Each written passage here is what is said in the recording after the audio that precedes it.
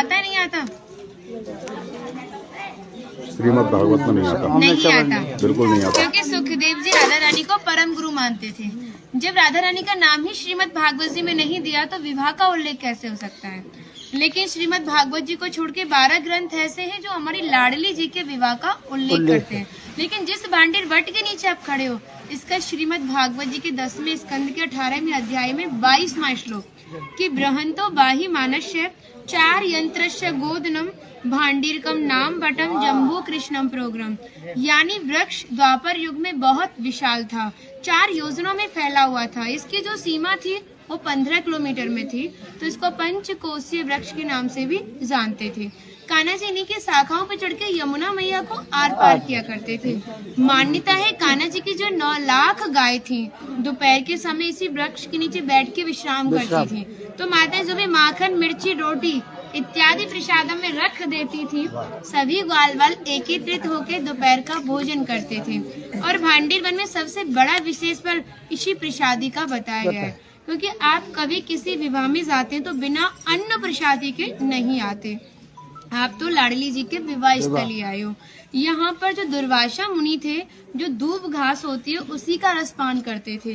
ब्रज की गोपियों ने इसी वट वृक्ष के नीचे उनको 56 प्रकार के व्यंजन खिलाए थे। यहाँ पर राधा कृष्ण में मल्ल युद्ध हुआ था, उसमें ये तय था कि जो भी हारेगा उसको भंडारा करना होगा।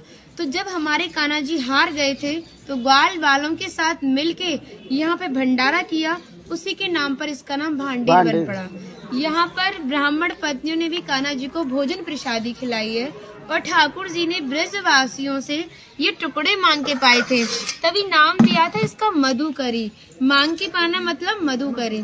तभी शास्त्रों में ब्रजवासियों को अपना हृदय बताया और कहा कि जब तक ब्रजवासी की कृपा नहीं होगी, ठाकुर जी की कृपा बहुत दूर की बात है। यानी सर्वप्रथम ब्रजवासी की कृपा होना बहुत जरूरी है, जब ही हमारे ठाकुर जी हमारे ऊपर कृपा करते हैं। हमारी राधा रानी ने स्कंद पुराण में इस स्थान के बारे में ये कहा था कि जो भी गुप्त वृंदावन आएगा वो मोक्ष को प्राप्त होगा।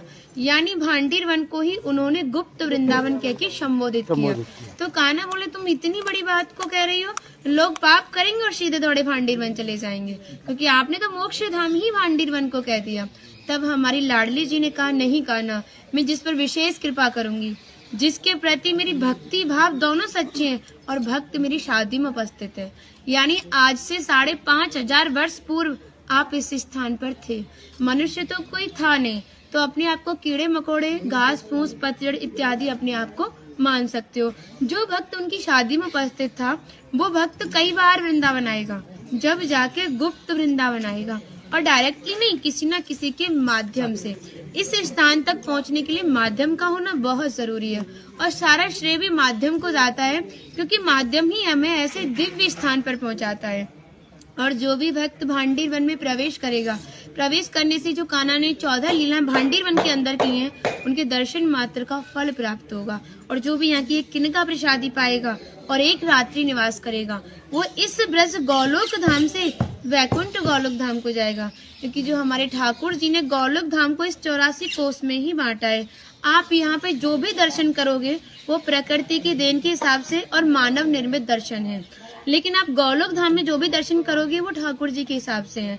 जैसे गर्ग संहिता के 6वें अध्याय का नाम है गौलोक खंड, आप उसका अध्ययन करोगे तो भांडीर वट का एक दिव्य वर्णन का अध्ययन करोगे। कहते हैं गौलोक धाम में ब्रिजा नदी के किनारे भांडीर वट है, यानी यमुना मैया का नाम ही गौलोक धाम में ब्रिजा है। तो यहाँ पर भी आप एक भांडीर वट के दर्शन कर रहे हो। कहते हैं लोकनाथ प्रभु जी ने कहा है कि अगर भक्त इस भांडीर वट का दर्शन कर ले, दर्शन मात्र से, स्पर्श की तो बात बहुत दूर की बात है, दर्शन मात्र से ही उसे दोबारा गर्भ में जाना नहीं पड़ता। यानी भक्त 84 लाख योनियों से मुक्त होके मोक्ष को प्राप्त करता है। बोलो राधे राधे राधे राधे राधे। माता जी का नाम हिंदू लेखा, तो भगवान की राधा रानी की 8 सखियां थी, उनमें से एक है ना।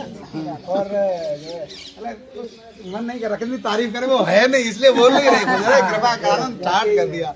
हम सब केवल बाजरे की रोटी खिला रही हो, तुम सच में राधा रानी हो। और ऐसा आशीर्वाद दो हम सबको, सच में ऐसा आशीर्वाद दो कि हमारी मैया भी, हमारी सब माताएं भी थोड़ा थोड़ा जिनसे ये मिलें। देखिए भक्ति का स्तर है, एक इतना बड़ा एक इतना है। तो इनको जो इनसे छोटी भक्ति में ये भी उनको कुछ ऐसी बातें बता के भगवान की ओर आकर्षित करें। सबको ऐसा आशीर्वाद दो।